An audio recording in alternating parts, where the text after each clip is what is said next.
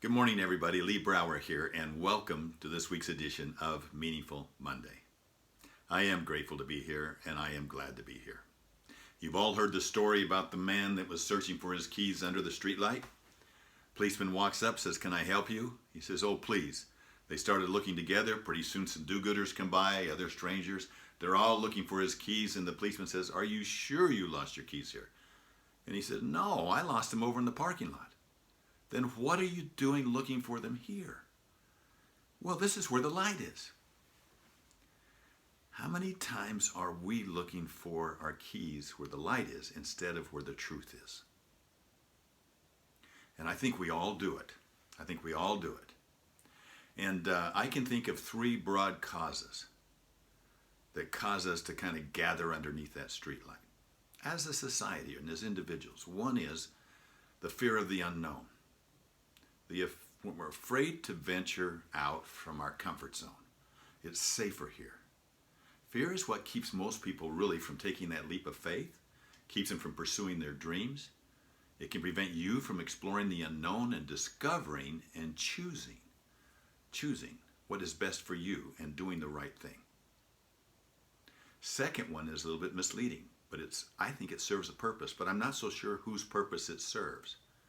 Because everybody wants to have a purpose, so they may be drawn to this light to get their purpose, but it may not be their purpose. It may be somebody else's purpose, but they don't want to take the time and the effort to find their purpose, so let me just go in and stand under your light. And kind of like moths to a light, with all the different theories that they're out there, it's just so easy to jump in like that moth and fly around the light and not take the time and the effort and the struggle to go over to the dark where the parking lot is, where you may be able to find the truth. And just because the moths are all circling the same street light doesn't make it the right street light.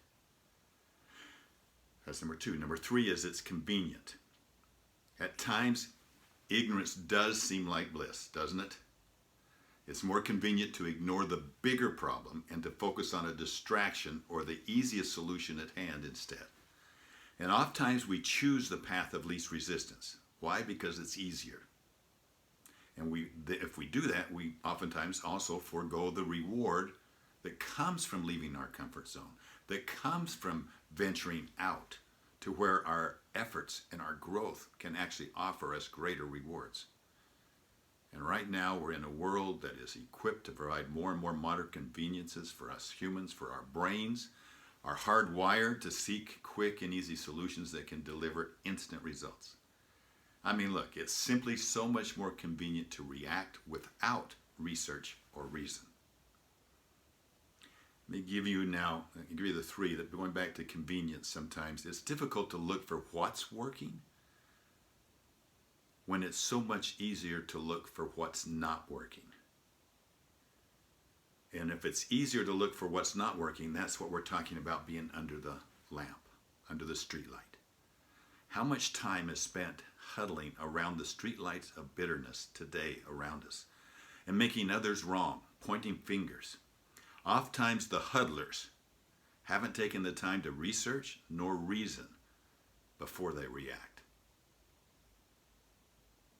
They're just under the street light, and they're under the spell of the street light. This one, let me just give you another example that's top of mind for me. It might make sense to you.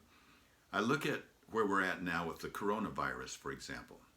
We have 50 states that nobody was prepared, right? Nobody was prepared to deal with this. Nobody had a plan. So we have 50 states that developed their own plan. Some are like other states, some are completely different. And what surfaces is everybody starts pointing fingers at the different states or the governors or the people and the government and everything that's wrong. Imagine that if we could just step out from the light and move out to the parking lot to where the truth is. Look at the research that's been done. If we were to look at California and not say what did they do wrong, say what did they do right? How can we do more of that? And what did they do wrong? How can we learn from that? Do the same with Florida, for Utah, for New York, for Texas. The amount of information that we could gather if we were collaborative and not so locked underneath the light saying we're right and they're wrong, but get out to where the light is, look at the progress that we can make. That's just one example of how we've caught ourselves in the spotlight. Spotlight. The street light. And there's streetlights in my life, and I want to look at them and say, where am I at a street life, and how do I get out from under it? How do I research the truth? How do I reason around that, and how do I respond to that truth? And don't get caught up in somebody else's streetlight. Where's your streetlight? Very interested in your thoughts on this. I'll talk to you next week. Have a meaningful week. Get out from the light. Get out to where the truth is. I'll talk to you later. Bye-bye.